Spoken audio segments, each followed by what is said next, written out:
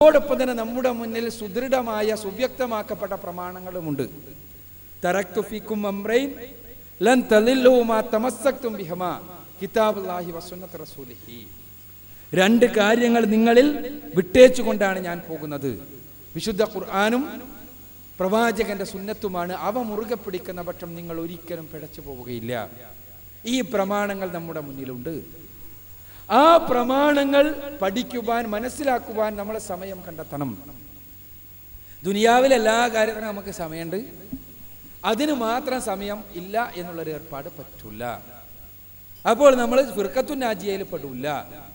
ഫിർഖത്തുൻ നാജിയയിൽ പെടണമെങ്കിൽ അല്ലാഹു സുബ്ഹാനഹു വ തആല നമുക്ക് നൽകിയ ഈ അനുഗ്രഹങ്ങളായ സുവ്യക്തമായ പ്രമാണങ്ങൾ പഠിക്കുവാൻ, മനസ്സിലാക്കാൻ നമുക്ക് കഴിയണം. അതുകൊണ്ട് എല്ലാവരും അഗാധ പണ്ഡിതന്മാരാകണം എന്നല്ല ഈ പറഞ്ഞതിൻ്റെ അർത്ഥം. പണ്ഡിതന്മാരാകാൻ കഴിയുന്നവർ അതാകണം. അപ്പോൾ അത് പഠിച്ചവർ തന്നെയല്ലേ എല്ലാ വിഭാഗത്തിലും ഉള്ളവർ എന്ന് ചോദിക്കുന്നവരുണ്ടാകാം. എല്ലാവരും ഖുർആനും സുന്നത്തും തന്നെയല്ലേ പറയുന്നത് എന്ന ചോദ്യവും ഉണ്ടാകാം. അതിനുള്ള മറുപടിയാണ് ഞാൻ പറഞ്ഞത്. പരിശുദ്ധ ഖുർആനെയും തിരുസുന്നത്തിനെയും സ്വഹാബത്ത് മനസ്സിലാക്കിയ രീതിയിൽ മനസ്സിലാക്കി അനുഷ്ഠിക്കുക എന്ന്.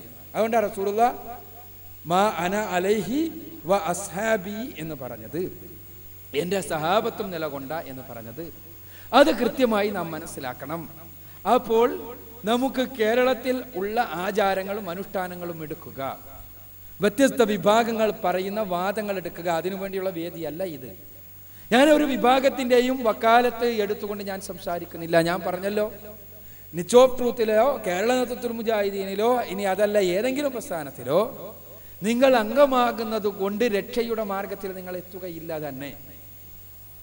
റസൂലുള്ളാഹി സ്വല്ലല്ലാഹു അലൈഹി വസല്ലമ പറഞ്ഞ മാർഗത്തിൽ ബോധ്യത്തോടു കൂടി നിലകൊള്ളുവാൻ കഴിഞ്ഞാൽ മാത്രമേ രക്ഷയുടെ മാർഗത്തിൽ നിങ്ങൾ എത്തൂ. അതിന് എന്താണ് മാർഗം? ഇവിടെ കേരളത്തിൽ നമ്മളെ സംബന്ധിച്ചിടത്തോളം നിലവിലുള്ള ഒരുപാട് ആചാരാനുഷ്ഠാനങ്ങളുണ്ട്, വ്യത്യസ്ത അഭിപ്രായങ്ങളുള്ള കാര്യങ്ങളുണ്ട്. ആ അഭിപ്രായങ്ങളുള്ള കാര്യങ്ങൾ അതിനെക്കുറിച്ച് നമ്മൾ ചോദിച്ച് പഠിക്കുക. പരിശുദ്ധ ഖുർആൻ എന്ത് പറയുന്നു, റസൂലുള്ളാഹി സ്വല്ലല്ലാഹു അലൈഹി വസല്ലം എന്ത് പഠിപ്പിച്ചു, ഈ രണ്ട് പ്രമാണങ്ങളിൽ നിന്ന് സഹാബത്ത് എന്ത് സ്വീകരിച്ചു, ഓരോന്നും ചോദിക്കുക. ചോദ്യത്തിന് ഉത്തരം ലഭിക്കും. നിങ്ങൾ ആത്മാർത്ഥമായി സത്യാന്വേഷണ തൃഷ്ണയോടുകൂടി പരിശ്രമിക്കുമെങ്കിൽ ഇൻഷാ അല്ലാഹ് നിങ്ങൾക്ക് ഉത്തരം ലഭിക്കുക തന്നെ ചെയ്യും. അതല്ല, ഞാൻ മുമ്പേ ഇങ്ങനെയാണ്, പിമ്പേ ഇങ്ങനെയാണ്, എൻ്റെ സ്നേഹിതന്മാർ ഇങ്ങനെയാണ്, എൻ്റെ കുടുംബക്കാരങ്ങനെയാണ് എന്ന രൂപത്തിൽ അന്വേഷിച്ചാൽ ഒരിക്കലും നമുക്ക് ഉത്തരം ലഭിക്കുകയില്ല. അത് മുമ്പ് മുശ്രിക്കുകളുടെ ഒരു ഏർപ്പാടാണത്. സമൂഹത്തിനനുസരിച്ച്, കുടുംബത്തിനനുസരിച്ച്, പിതാക്കൾക്കനുസരിച്ച് ചിന്തിക്കുക എന്നത്. ഇവിടെ ഞാൻ ഒരു വിഭാഗത്തിൻ്റെയും അക്കാലത്ത് പഠിക്കുന്നില്ല. ഞാൻ പറഞ്ഞു, എനിക്കെൻ്റെ ബോധ്യത്തിൻ്റെ അടിസ്ഥാനത്തിൽ ഞാൻ സ്വാഭാവികമായും ഒരു വിഭാഗത്തോടൊപ്പം നിൽക്കുന്നു. അത് ബോധ്യമാണ്. അത് സ്വയം ബോധ്യപ്പെട്ടതിൻ്റെ അടിസ്ഥാനത്തിലാണ്. നിങ്ങൾക്ക് പെടണം. അതല്ലാതെ നിങ്ങളെ ഒരു മെമ്പർഷിപ്പ് ക്യാമ്പയിൻ നടത്തിയിട്ട് ആളുടെ എണ്ണം കൂട്ടുക എന്നൊരു ഏർപ്പാടില്ല. സുഹൃത്ത് മനസ്സിലാക്കിയതുപോലെ നിച്ച് ഓഫ് ട്രൂത്ത് നദ്വത്തുൽ മുജാഹിദീനിന്റെ കീഴിലുള്ള ഒരു സംഘടന പോലുമല്ല.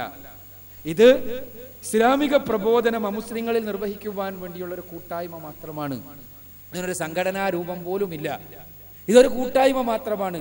അതിൽ വന്ന അംഗമായി എന്നുള്ളത് കൊണ്ടോ ഈ കൂട്ടായ്മയിൽ പങ്കെടുത്തു എന്നുള്ളത് കൊണ്ടോ ഒരാൾ സ്വർഗത്തിൽ പോകുന്ന ആരും വിചാരിക്കേണ്ട ആവശ്യമില്ല. മറിച്ച് നമ്മുടെ ഉത്തരവാദിത്വം നിർവഹിക്കുവാൻ വേണ്ടിയുള്ള ഒരു ടീം വർക്കിന് വേണ്ടി ഉണ്ടാക്കിയ ഒരു പേര് എന്ന് മാത്രമേ നിച്ച് ഓഫ് ട്രൂത്തിനെ മനസ്സിലാക്കേണ്ടതുള്ളൂ എന്നുകൂടി മനസ്സിലാക്കുക.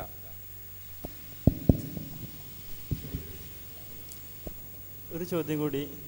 ആ ഹബീബായ നബി മുഹമ്മദ് മുസ്തഫ സല്ലല്ലാഹു അലൈഹി വസല്ലം സ്വഹാബത്തും ത്തിൻ്റെയും ആ പാത പിന്തുടർന്ന് പോരുന്ന ആ വിഭാഗം, അത് ഹബീബായ നബി സല്ലല്ലാഹു അലൈഹി വസല്ലം തങ്ങൾക്ക് ഉഹദ് യുദ്ധത്തിൽ പല്ലുപോലും നഷ്ടപ്പെട്ടിട്ടുണ്ട്. പല്ലുപോലും അങ്ങനെ സ്വഹാബത്തിന് പല വേദനകളും യാതനകളും അനുഭവിച്ചിട്ടുണ്ട്. അങ്ങനെ വാളുകൊണ്ട് വരെ അങ്ങനെ യുദ്ധം ചെയ്യേണ്ട ഘട്ടം വന്നിട്ടുണ്ട്. ഇനിയും കാലഘട്ടത്തിൽ അങ്ങനെ ഒരു ഘട്ടം വന്നുകൂടായികയില്ല. ആ ഘട്ടത്തിലേക്ക് മുൻകരുതൽ എടുത്തുകൊണ്ട് ഏതൊരു വിഭാഗം നിലകൊള്ളുന്നുവോ ആ വിഭാഗം മാത്രമാണ് ആ സത്യമായ വിഭാഗം. അതേതാണെന്ന് എന്നോട് വന്ന് ചോദിച്ചാൽ ഞാൻ ഇൻഷാ അല്ലാഹ് പറഞ്ഞു തരുന്നതാണ്. അസ്സലാമു അലൈക്കും.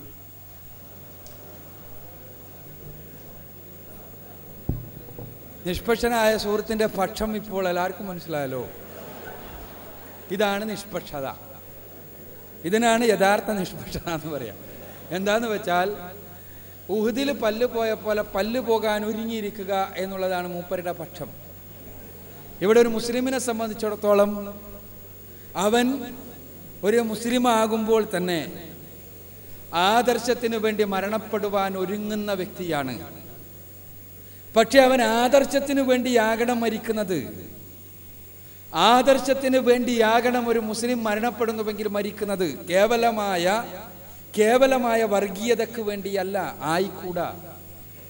വർഗീയതക്ക് വേണ്ടി മരിക്കുന്നവൻ നമ്മിൽപ്പെട്ടവനല്ല എന്ന് റസൂലുള്ളാഹി സ്വല്ലല്ലാഹു അലൈഹി വസല്ലം പറഞ്ഞത്. വർഗീയതക്ക് വേണ്ടിയല്ലാതെ ആദർശത്തിന് വേണ്ടി മരണപ്പെടുവാൻ സന്നദ്ധനാകണം മുസ്ലിം എന്നുള്ള കാര്യത്തിൽ സംശയമൊന്നുമില്ല. പക്ഷേ കേവലമായ വർഗീയതക്ക് വേണ്ടി, വിഭാഗീയതക്ക് വേണ്ടി ഉള്ള മരണത്തിന് വേണ്ടി സന്നദ്ധമായിരിക്കുക എന്നത്, പല്ല് പോകാൻ സന്നദ്ധമായിരിക്കുക എന്നുള്ളത്, അതിന് ജിഹാദ് എന്നല്ല പറയുക, അതല്ലെങ്കിൽ അതിന് ഇസ്ലാമിക വിഭാഗം എന്നല്ല പറയുക, അതിന് പറയുക ഒരു വർഗീയമായ ആൾക്കൂട്ടം എന്ന് മാത്രമാണ്. അത്തരം ആൾക്കൂട്ടങ്ങളെ ഇസ്ലാം ഒരിക്കലും അംഗീകരിച്ചിട്ടില്ല. ആദർശത്തിന് വേണ്ടി നിലകൊള്ളുവാനും ആ ആദർശത്തിന് വേണ്ടി നിലകൊള്ളുന്നിടത്ത് അനിവാര്യമെങ്കിൽ മരണപ്പെടുവാനും ഇസ്ലാം പറഞ്ഞിട്ടുണ്ട്. അതിനൊരുങ്ങിയിരിക്കേണ്ടവർ തന്നെയാണ് ഓരോ മുസ്ലിമും.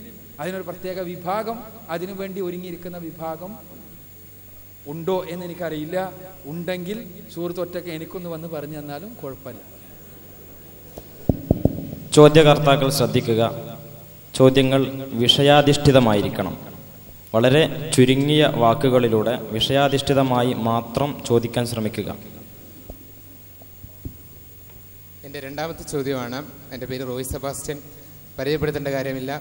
അള്ളാഹുവിൻ്റെ പ്രവാചകനിൽ ഉത്തമമായ മാതൃകയുണ്ടെന്നുള്ള ഖുർആന്റെ പ്രസ്താവനയാണ് എൻ്റെ ചോദ്യം. ചുരുക്കി ചോദിക്കാം. ഉസ്വത്തുൽ ഹസന, അതിനെക്കുറിച്ച് അക്ബർ സാർ വിശദീകരിച്ചാൽ കൊള്ളാവുന്നുണ്ട്.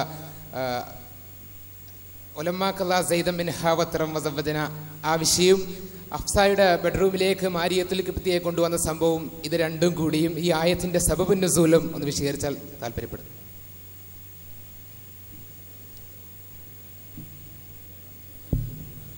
സുഹൃത്തിന് ഏതായാലും ഉപചോദ്യമില്ല എന്നതിൽ നിന്ന് ഞാൻ മനസ്സിലാക്കട്ടെയോ കഴിഞ്ഞ ചോദ്യത്തിന്റെ ഉത്തരത്തിൽ സംതൃപ്തനെന്ന്? റോയ് സെബാസ്റ്റ്യൻ, കഴിഞ്ഞ ചോദ്യത്തിന് ഞാൻ ഉത്തരം പറഞ്ഞു. ഇവിടുന്ന് മാത്രമല്ല, വണ്ടൂരിൽ നിന്ന് ഉത്തരം പറഞ്ഞു. ആ ചോദ്യത്തിന് ഉപചോദ്യമില്ല. ആ ഉപചോദ്യമില്ലാത്തത് കൊണ്ട് തന്നെ ഞാൻ മനസ്സിലാക്കട്ടെയോ ആ ചോദ്യത്തിന്റെ ഉത്തരത്തിൽ സംതൃപ്തനായി എന്ന്? അതല്ല, ഈ സമൂഹത്തെ മുഴുവനും ഇതേ രൂപത്തിലുള്ള ചോദ്യം ചോദിപ്പിക്കുവാൻ പര്യാപ്തമാക്കുക എന്ന പ്രത്യേകമായ ഉദ്ദേശമാണോ സുഹൃത്തിനുള്ളത് എന്ന് ഞാൻ വിചാരിച്ചാൽ അത് തെറ്റാകുമോ? ഒരു മിനിറ്റ്. അഹ്ലു കിതാബിനോട് വളരെ നല്ല നിലയിലെ സംവാദം നടത്താവുന്ന ഖുർആൻ പറഞ്ഞില്ലേ, ആ നീരിൽ ആൻസർ ചെയ്തൂടെ? അല്ല, ഞാൻ വളരെ നല്ല നിലയിൽ തന്നെയാണ്. ഞാൻ ആയുധെടുത്തിട്ടില്ല, വാളെടുത്തിട്ടില്ല, വളരെ കൃത്യമായി കാര്യം പറഞ്ഞു എന്ന് മാത്രമേ ഉള്ളൂ. അപ്പോൾ സുഹൃത്തിന്റെ ചോദ്യം ഏതായിരുന്നു? ഹഫ്സയുമായി ബന്ധപ്പെട്ട് എന്തായിരുന്നു ചോദിച്ചത്? ഹിഷാം തന്റെ വിവരണത്തിൽ പറയുന്നുണ്ട്, ഹഫ്സായുടെ ബെഡ്റൂമിലേക്ക് മാരിയത്തുൽ ഖിബ്തിയെ കൊണ്ടുവന്നതും ഒരു വഴക്കുണ്ടായ സംഭവം. ആര് പറയുന്നുണ്ട്? ഇബ്നു ഹിഷാം സീറത്തുൽ നബിയിൽ. ആ സംഭവത്തിൽ മാതൃക ഉണ്ടോന്നാണ് ചോദ്യം?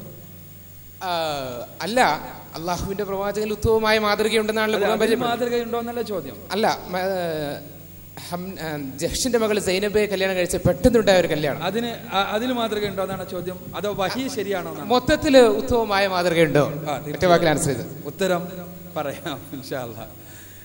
ഞാൻ സ്വാഭാവികമായിട്ടും റോയ് സെബാസ്റ്റ്യനും എനിക്ക് നല്ല പരിചയമുള്ളത് കൊണ്ട് ഒരു തമാശ പറയാൻ കിട്ടിയൊരു അവസരം ഉപയോഗിച്ചെന്ന് മാത്രമേ ഉള്ളൂ. അത് നിങ്ങളാരും തെറ്റിദ്ധരിക്കേണ്ട ആവശ്യമില്ല.